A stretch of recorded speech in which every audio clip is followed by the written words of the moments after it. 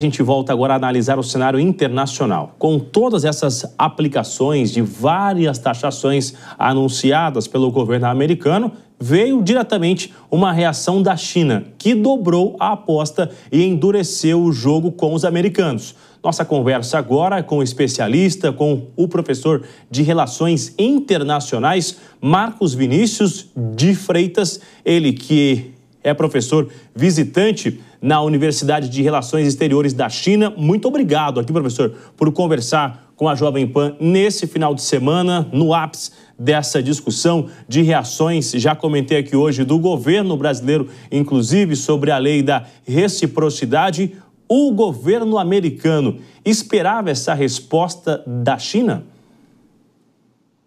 Bem, se impôs sanções, a reação já era esperada no sentido de que os chineses fariam alguma coisa, até porque eles não poderiam deixar de fazer algo, não é? Se você pensar, se os chineses aceitassem passivamente a atuação dos Estados Unidos, isso mais ou menos daria um passe livre para o governo Trump fazer o que quiser na questão internacional.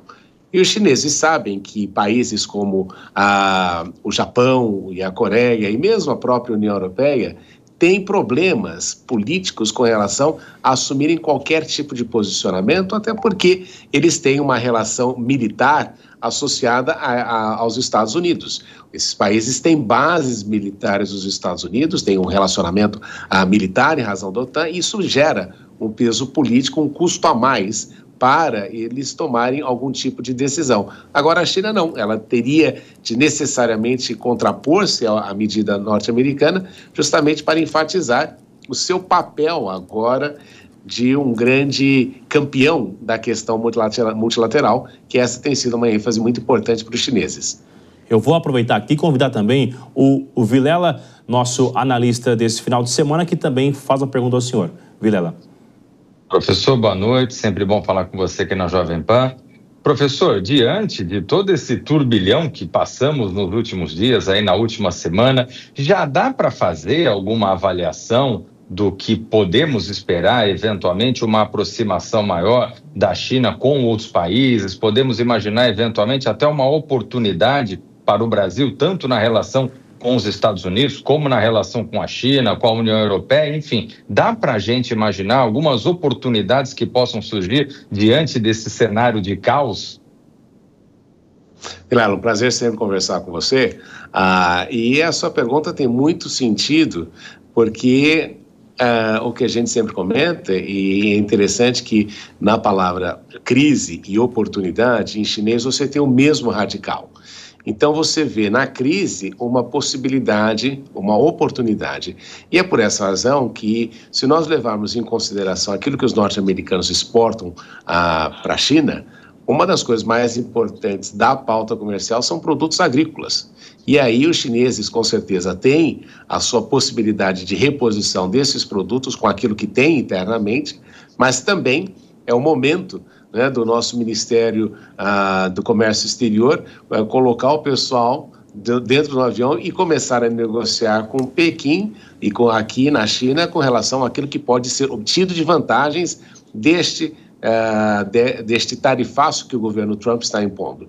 Então, existe aí uma abertura de oportunidade. E para a China também é muito relevante, porque nós começamos a olhar que, contrariamente aos Estados Unidos, que foram o país mais importante dos últimos 70 anos, com relação aos 80 anos, aliás, com relação à formatação da ordem internacional, nós vemos aí que os Estados Unidos, que sempre foram um país a favor aí da questão do multilateralismo, se transformaram num país que é a favor do multilateralismo à la carte, ou seja, somente aquilo que me interessa é que eu vou aplicar. E os chineses vêm justamente com essa história de um futuro compartilhado, de um destino compartilhado, de uma questão de um multilateralismo mais acentuado. E é por essa razão que é muito provável que os países terão aí na China um parceiro mais confiável na questão do comércio internacional. E é importante lembrar também, Vilela, que comercialmente falando, os Estados Unidos são o terceiro parceiro comercial da China.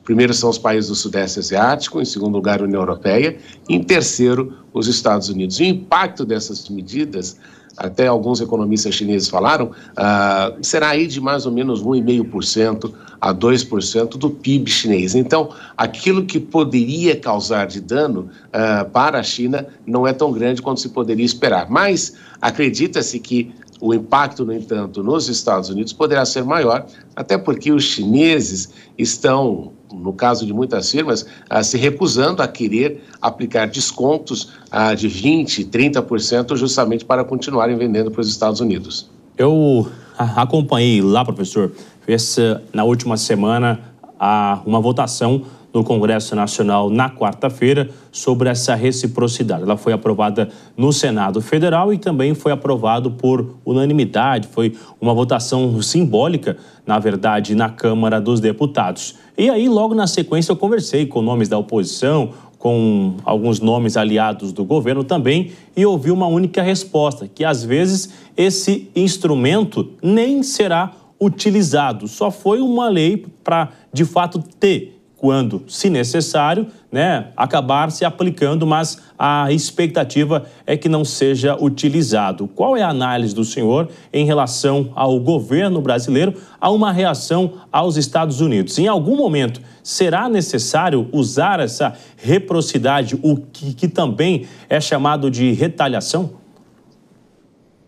Olha, eu acredito que o governo tem de ter na sua mão um arsenal de possibilidades com a forma como vai reagir neste processo todo. Eu notei que muita gente ficou até feliz com o fato de que o governo brasileiro e o Brasil foi atingido somente com 10% das medidas.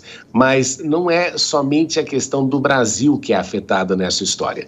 Nós temos que olhar justamente para o contexto global. E o que você nota é que este processo que o Trump está colocando, embora ele tenha muito claro o seu interesse de restaurar, de revigorar a industrialização norte-americana e tentar ganhar com isso o necessário protagonismo internacional que os Estados Unidos têm perdido aí na questão tecnológica e na questão industrial, o fato é que o objetivo de Trump tem aí um custo global. E esta desarticulação do comércio global, o fato de você basicamente eliminar a Organização Mundial de Comércio, colocá-la debaixo de 7 palmos, isso é ruim para que você tenha uma estabilidade na governança global do comércio. E o que a gente sabe é que guerras comerciais, elas são péssimas, porque elas desorganizam o sistema comercial internacional, que tem sido aí construção de 8 décadas neste processo, além de tudo aquilo que aconteceu ao longo da história. Então, o que a gente nota nesse processo todo é que o governo brasileiro precisa ter necessariamente um arsenal já à disposição para que possa se mover rapidamente. Assunto que ainda vai render e muito, a gente vai ficar de olho no mundo inteiro, aqui no nosso quintal também, com essas reações, com essas retaliações, como vem sendo chamado, para ver quais serão as consequências. Muito obrigado ao nosso especialista, ao professor de Relações Internacionais, Marcos Vinícius de Freitas, que nos ajudou a entender um pouquinho este cenário internacional. Muito obrigado e um ótimo final de semana ao senhor, professor. Para vocês também, prazer sempre. Um abraço.